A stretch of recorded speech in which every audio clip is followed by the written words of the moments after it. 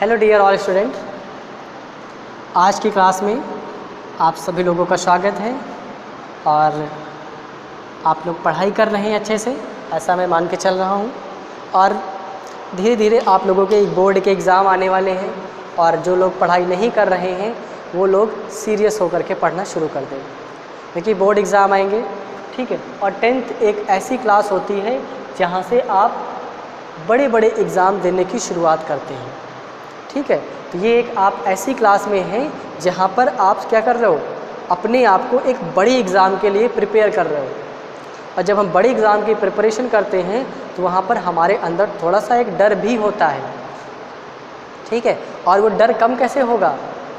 अगर आप पढ़ाई नहीं करोगे तो वो डर और बढ़ता चला जाएगा।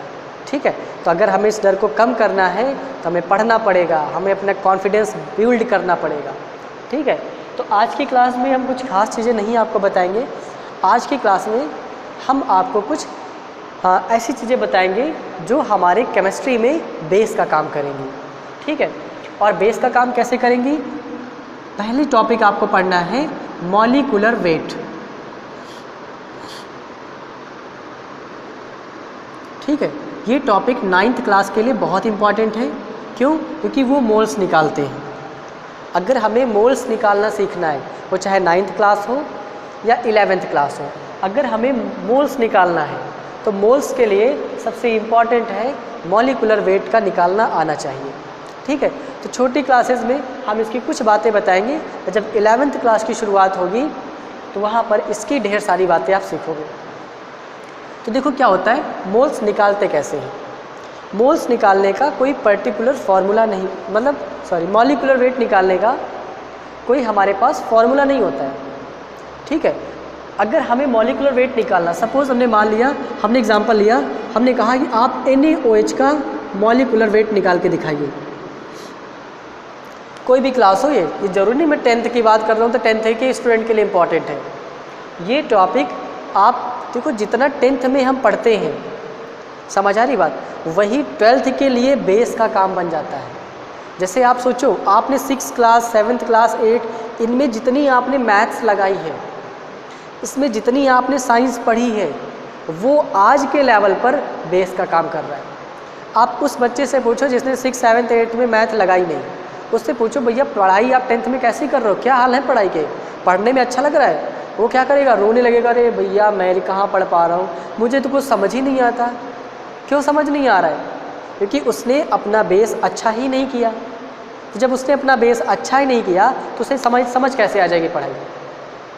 वैसे ही अगर ये मेरा वीडियो 10th और 12th के लोग देख रहे हैं या हायर लेवल के लोग देख रहे हैं, ठीक है, तो अगर हम अपना बेस अच्छा नहीं करेंगे तो क्या ये पॉसिबल है कि हम 12th की या 11th की या उससे हायर लेवल की चीज़ें समझ पाएँ? नहीं हो पाएगा। इसलिए हमें क्या करना है, अपने बेस को अच्छा करना है। ठीक है, तभी तो अगर हम IIT या नीट की तैयारी करने जाते हैं या किसी बड़ी एग्ज़ाम की तैयारी करने जाते हैं तो क्या होता है, वहाँ पर जो कोचिंग्स होती है उसमें एडमिशन 2 तरीके से होता है। ठीक है, आप चाहो तो उनके फाउंडेशन बैच में एडमिशन ले सकते हो या फिर चाहो तो उनके जो बैच चलते हैं, मेन बैच होते हैं, उसमें जा कर के एडमिशन लोगे जा कर के। तो जो उनका फाउंडेशन बैच होता है, ठीक है, फाउंडेशन बैच से सबसे ज़्यादा बच्चे IIT या नीट में निकलते हैं। क्यों? क्योंकि फाउंडेशन बैच में वो उनके बेस पर काम करते हैं, उनके बेस को अच्छा बनाते हैं। तो जब स्टूडेंट का बेस अच्छा बनता जाता है तो क्या होता है, वो क्या करते हैं, उस जैसे घर नहीं बनाते हम, अगर घर की हमने नींव को अच्छा कर लिया, उसका बेस अच्छा कर लिया, तो हम उस नींव पर चाहे जितनी बड़ी बिल्डिंग बना दें, इतनी जल्दी घर पे कोई दिक्कत नहीं आएगी। वैसे ही सब्जेक्ट की पढ़ाई में होता है। अगर हमने किसी सब्जेक्ट में अपना बेस अच्छा कर लिया तो उस बेस को अच्छा करने के बाद क्या करेंगे, उस बेस का यूज करके हम बहुत बड़ी बड़ी चीज़ों को आसानी से समझ सकते हैं। ठीक है, तो हमें अपने बेस को अच्छा करना है। और बेस अच्छा कैसे होगा? ऐसे ही छोटी छोटी चीज़ें समझ करके। तो अगर हमें मॉलिक्यूलर वेट निकालना है, किसका निकालना है? NaOH का मॉलिक्यूलर वेट निकालना है। तो कैसे निकालेंगे? देखो, आप ये देखो कि NaOH में कितने आपको डिफरेंट एटम दिखाई पड़ रहे हैं। समझ आ रही बात? आप ये देखिए, कि NaOH में आपको कितने डिफरेंट एटम दिखाई पड़ रहे हैं। तो आप देखोगे एक तो डिफरेंट एटम हमें सोडियम दिख रहा है, एक ऑक्सीजन दिख रहा है, एक हाइड्रोजन दिख रहा है। ठीक है, जितने डिफरेंट एटम आपको दिख रहे हैं इन सभी को आप अलग अलग कर दीजिए। Na को अलग कर दीजिए, प्लस लगा दीजिए, ऑक्सीजन को अलग कर दीजिए, प्लस लगा दीजिए, H को अलग कर दीजिए। आप क्या करेंगे, अब आप ये देखिए कि सोडियम के कितने एटम यहाँ पर यूज किए जा रहे हैं। तो आप देखो सोडियम का कोई नंबर दिख नहीं रहा है, और जहाँ पे कोई नंबर ना दिखे वहाँ पे 1 मान लेंगे, मतलब सोडियम का 1 एटम यूज किया जा रहा है, ऑक्सीजन का ऐसे ही 1 एटम यूज किया जा रहा है, और हाइड्रोजन का 1 एटम यूज किया जा रहा है। अब क्या करेंगे, जब हम मॉलिक्यूलर वेट निकालने जाते हैं तो हमें हर एक एलिमेंट के एटॉमिक मास की ज़रूरत पड़ती है, और सोडियम का जो एटॉमिक मास होता है ये शायद आपको याद करना पड़ेगा। सोडियम का एटॉमिक मास होता है 23, समझ आ रही बात? ठीक है, into 1 plus 1 into oxygen. Oxygen का एटॉमिक मास कितना होता है? ऑक्सीजन का एटॉमिक मास होता है 16। ठीक है, प्लस हाइड्रोजन का एटॉमिक मास 1 होता है। ओके, और इसमें आ जाएगा 1। अब क्या करिए, सिंपल मैथ लगा दीजिए।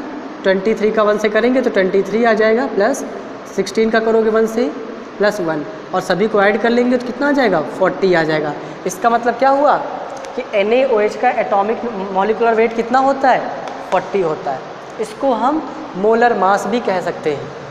ठीक है, तो NaOH का मॉलिक्यूलर वेट कितना आ गया? 40 आ गया। ओके, एक और एग्जांपल करिए। जैसे मान लीजिए आपको क्वेश्चन दिया, हमने कहा HCl का मॉलिक्यूलर वेट निकाल के दिखाओ। ठीक है, तो अगर हमें HCl का मॉलिक्यूलर वेट निकालना है तो आप सभी लोग क्या करिए, वीडियो को पॉज करिए और इसको करने की कोशिश करिए। कर रहे हैं आप लोग? ओके, कर लिया? अब ध्यान दीजिए। ठीक है, अब क्या करेंगे, वही स्टेप है। एटम्स को अलग अलग करिए। H को अलग कर दिया, Cl को अलग कर दिया, बीच में प्लस लगा दिया।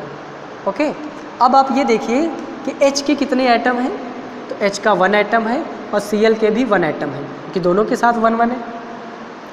अब क्या करना है, atomic mass. Sir atomic mass कैसे याद करेंगे? याद हो जाएगा, परेशान न हो। Practice makes a man perfect. Practice आपको सब कुछ याद दिला देगी। H का तो भी आपने वहाँ लिखा था, क्या था? 1 था, इंटू 1 प्लस Cl का कितना होता है? Cl का होता है 35.5। ठीक है, इंटू 1। आप क्या करेंगे, 1 का इंटू 1 से करोगे तो 1 आ जाएगा, प्लस 35.5 का इंटू 1 से करेंगे 35.5 आ जाएगा। अब आप क्या करिए, दोनों को ऐड करिए। ठीक है, और आप तो इतने कलाकार तो हैं ही, अगर 35.5 और 1 को ऐड करेंगे तो ये आ जाएगा 36.5। ठीक है, ये जाएगा, ये बन गया molecular weight of the HCl। Okay, समझ आ रहा है आप लोगों को? Very good. अब एक क्वेश्चन आप लोग फिर से ट्राई करिए। नेक्स्ट क्वेश्चन है, इसको मिटा देते हैं। चलिए नेक्स्ट क्वेश्चन। जितनी प्रैक्टिस आप करेंगे उतना ही आपके लिए अच्छा होगा। केमिस्ट्री प्रैक्टिस से ही आएगी आपको। ओके, चलिए क्वेश्चन लेते हैं। मान लीजिए हमने क्वेश्चन लिया Na2SO4, हमने कहा इसका मॉलिक्यूलर वेट निकालिए। तो कैसे निकालेंगे? सबसे पहले आप ये देखिए कि इसमें डिफरेंट एटम कौन कौन से हैं।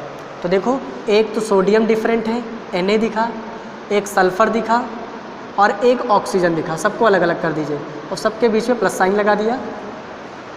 ओके, अब क्या करेंगे, अब आप देखिए सोडियम के कितने एटम यहाँ पे हैं। तो आप देखोगे सोडियम के 2 एटम हैं। क्यों? क्योंकि इसके नीचे 2 लिखा हुआ है।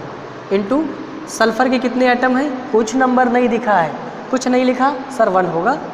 ओके, ऑक्सीजन के नीचे कितना लिखा है? 4, तो इसको 4 से मल्टीप्लाई कर दीजिए। Very good.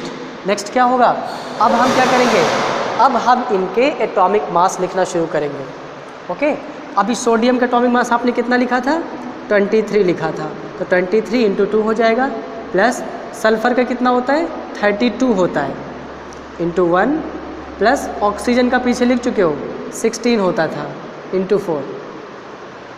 ओके, अब क्या करेंगे, इसका इससे मल्टीप्लाई करेंगे तो ये 46 आ जाएगा, प्लस इसका इससे करोगे तो 32 ही रहेगा, और इसका इससे करेंगे तो 16 4 जा 64 होता है। ठीक है, अब क्या करिए, सभी को प्लस कर दीजिए, और प्लस करेंगे देखो 4 और 2 6 हो जाएगा, 6 में 6 ऐड करोगे तो 12 हो जाएगा, 6 और 3 9 हो जाएगा, 9 में 4 ऐड करेंगे तो 13 हो जाएगा, और एक कैरी 14, यानी इसका मॉलिक्यूलर वेट कितना आ जाएगा 142 आ जाएगा। ओके गाइस, तो ऐसे हम क्या करते हैं किसी भी कंपाउंड का मॉलिक्यूलर वेट निकाल सकते हैं। एक और क्वेश्चन है H2O का मॉलिक्यूलर वेट निकालिए। ठीक है, तो अगर H2O का मॉलिक्यूलर वेट निकालना है अब तो आप आसानी से कर सकते हो। एक H को अलग कर दीजिए, ऑक्सीजन को अलग कर दीजिए, दोनों के बीच में प्लस का साइन, H के 2 एटम हैं 2 से मल्टीप्लाई, ऑक्सीजन का 1 एटम है 1 से मल्टीप्लाई, H का एटॉमिक मास 1 होता है, ठीक, ऑक्सीजन का 16 होता है, 1 का 2 से करेंगे तो 2 आ जाएगा, 16 का 1 से करोगे तो 16 आ जाएगा, दोनों को प्लस करेंगे तो 18 आ जाएगा, क्वेश्चन खत्म। ठीक है, तो ऐसे हम क्या कर सकते हैं डिफरेंट टाइप के कंपाउंड्स का मॉलिक्यूलर वेट निकाल सकते हैं। एक कंपाउंड का और कराएंगे आपको, एक और देखिए एग्जांपल। अब मान लीजिए हमने लिया कंपाउंड C6H12O6, इसको बोलते हैं ग्लूकोज।